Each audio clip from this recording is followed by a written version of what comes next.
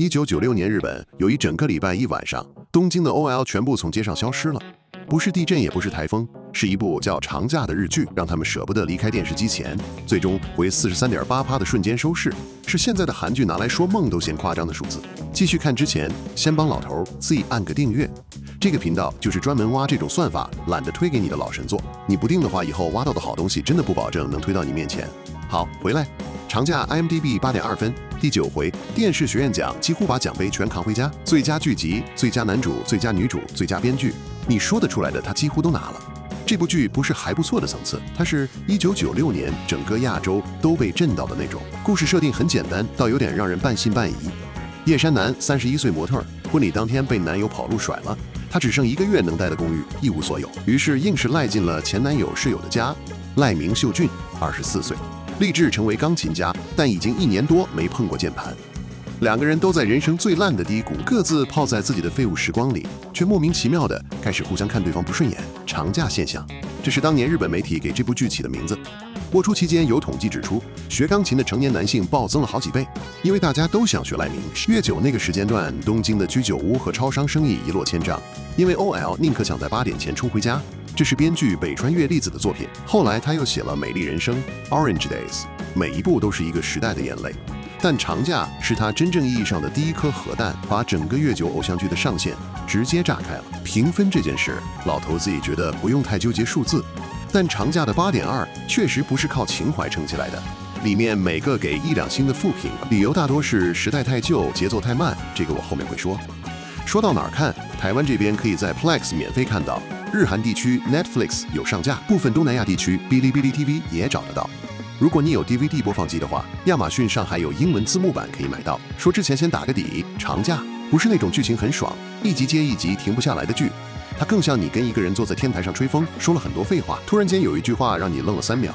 木村拓哉在这里的角色是钢琴家赖明，但他不是那种帅气主动型的男主角，他有点软，有点废，有点说不清楚自己想要什么。而这个说不清楚，老头自己觉得才是整部剧最真实的地方。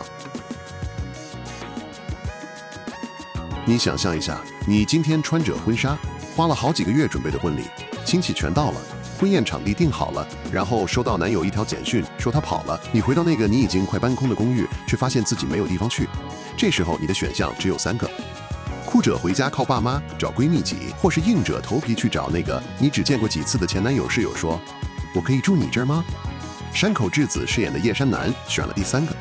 这个选择听起来很荒唐，但你看着他的眼神，你会觉得他没有别的路。山口智子在这里的表演让老头自己觉得他根本不是在演一个被甩的女人，他在呈现一种被生活磨过之后的那种钝感。叶山南不会嚎啕大哭，不会崩溃烂醉，他只是继续起床，继续去试镜，继续被拒绝，然后晚上回家继续跟那个比他小7岁的室友斗嘴。这种继续说起来很普通，但你盯着山口的脸看，会看到里面有一种硬撑的疲惫，那个疲惫让人揪心，不是同情，是共鸣。木村拓哉的赖明秀俊是完全反偶像剧逻辑的男主，他不会主动追女生，不会说情话，遇到喜欢的事情就逃，遇到不喜欢的事情也逃，整个人的状态就像一台刚刷完机的手机，规格很好，但你不知道里面装了什么应用程式。很多人说这个角色靠的是木村的脸撑，老头自己觉得说这话的人没仔细看他的眼睛。钢琴曲弹到一半突然停下来那个瞬间，他脸上闪过的那个东西不是演出来的。这部剧有一个在现代偶像剧几乎绝迹的元素，钢琴。赖明的钢琴不是道具，它是他跟整个世界唯一真实的连线。他弹不出来的时候，不是技术问题，是心理问题。他的情感被卡住了，卡在了他不敢去面对的某个地方。剧中有一场戏是他深夜独自坐在键盘前，叶山南悄悄出现，什么都没说，就站在旁边。那个钢琴声从零零碎碎到慢慢流畅的过程，让你感觉到的不是他学会了，而是他终于相信有人会在。北川悦吏子是真的懂人的。换个角度，你是赖明，你24岁，有一个你比生命还值者的梦想，但你已经1年多没有办法碰它了。不是因为不会，是因为你一坐上去就觉得自己一无所有。然后你家突然多了一个怪女人，比你大7岁，被甩了，把你的冰箱吃空了。但她每次看你的眼神里有一种你说不清楚但很想靠近的东西，你会怎么办？好，说个可能让你翻白眼的话，这部剧不是木村拓哉的代表作，是山口智子的整部长假，他才是那个每一幕都在撑场子的人。木村帅，木村有魅力，但你把山口智子换掉，这部剧就垮了。直说了，第1集到第3集，我大概有3次拿起手机刷别的东西，不是因为无聊，是因为男主角赖明那种被动到骨子里的性格，在现代观众眼光下真的很让人抓狂。他喜欢一个人的时候的应对方式是不说不动不承认，然后期待对方主动来，这在90年代可能叫含蓄，放到现在你在社群上说出来，底下留言的人大概会打出一个大大的 G 给你看。如果你习惯追那种男主角直球冲女主的剧，前几集要有心理准备，他真的需要你给他一点时间。第二个让我皱眉的地方，剧里有几条支线，比如主演内丰饰演的叶山真二和石森专转的角色，偶尔会有一种这段剧情是不是借来凑集数的感觉。不是说演员不好，而是那几幕插进去之后，主线的情感张力会断一下。整个故事的核心就是那个客厅、那架钢琴、那2个废物在一起的气场。每次一切到支线，我就想快转，这是整部剧最明显的节奏问题，没有办法假装没看到。但说完这些，我又不得不补充一件事儿，正是因为节奏旧、长架，才有一种你现在追不到的质感。现代剧每3分钟一个冲突，每5分钟一个反转，看完你确实爽，但你也什么都没记住。长假里有些幕你觉得这段有够无聊，但它就像泡面吸汤底那样，悄悄把你浸进去。等你回过神来，你已经跟那2个角色一起背了3个小时，而且你舍不得它结束。来说一个现在的人可能不知道的是，松隆子饰演奥衰良子，就是那个偷偷喜欢赖明的女孩。这个角色是她正式出道前期的电视演出，后来她成了日本最顶尖的女演员之一，也是《冰雪奇缘》日语版的艾莎配音。